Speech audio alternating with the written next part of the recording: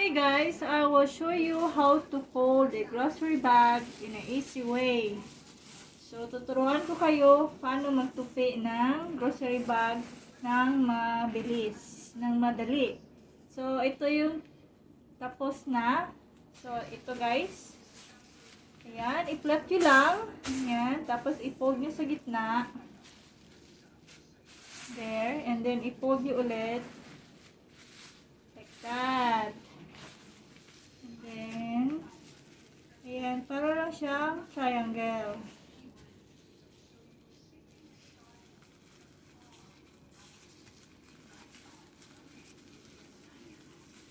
Then, i-fold nyo yung dulo. And then, isok-sok nyo doon. Isiksik nyo siya. Ayan, para sealed siya guys. There you go. So, ganun lang ang pagtupi ng grocery bag. Ang dali-dali lang.